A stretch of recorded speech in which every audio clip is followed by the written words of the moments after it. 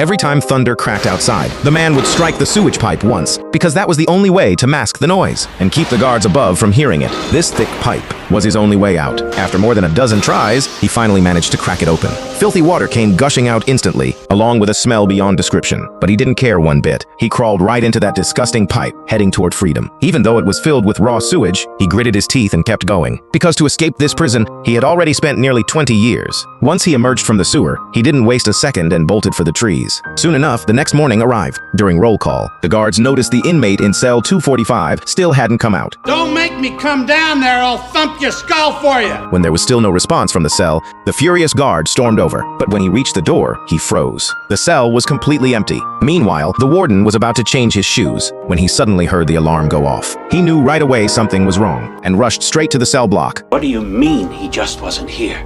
Then he started tearing into his men, demanding to know how the inmate was here at last night's count, but now just gone. Next, he ordered them to bring in the man's best friend, a prisoner named Red. He figured since the two were always joined at the hip, the man must have told him something before escaping.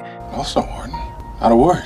That answer only made the warden angrier. Since this prison was built, nothing like this had ever happened. In a fit of rage, he grabbed a rock and hurled it at the poster on the wall. But instead of a thud, there was a strange echo. When he stepped closer, he saw the rock had gone straight through the poster and punched a hole in the wall. It hit him immediately. He reached his hand in, ripped the poster right off. And there it was, a massive hole in the wall, leading straight outside the prison. Everyone was absolutely stunned. When on earth had the man dug this tunnel? The guards immediately launched a full-scale search with dogs. But after an entire day, all they found was a rock hammer worn almost down to nothing and a tattered prison uniform. Even now, the guards still couldn't believe that one man alone, with nothing but a tiny hammer, had carved out a tunnel that long. Originally, the man had just wanted to carve his name into the wall, but he accidentally discovered the concrete crumbled away with ease. As a geology enthusiast, he immediately understood the key issue. Years of neglect had left the prison walls unmaintained, and weathering had caused the concrete to severely deteriorate. In that moment, he realized this was a gift from above. From that day on, whenever he got the chance, he would chip away at the wall. The poster served as the perfect cover. As for the concrete debris, he'd wait until yard time and quietly shake it out through his pant legs. The hammer was something he'd asked Red to get for him. Red had been in here for 20 years already and knew all the tricks. Other than the keys on a guard's belt, there was practically nothing he couldn't get his hands on. But there was no avoiding the surprise cell inspections. The man knew that if his secret was ever discovered, it would be the end of the line. To avoid raising suspicion, he pretended to be reading. When the warden and his men arrived, he cooperated fully, trying his best not to let them see how tense he really was. The guards behind him tore the place apart, checking every nook and cranny, even the edges of his chair. All the man could do was silently pray. They wouldn't tear down that poster. In the end, after a thorough search, they found nothing out of the ordinary. That's when the warden, who'd been silent the whole time, stepped in. He took the Bible from the man's hands. Any favorite passages?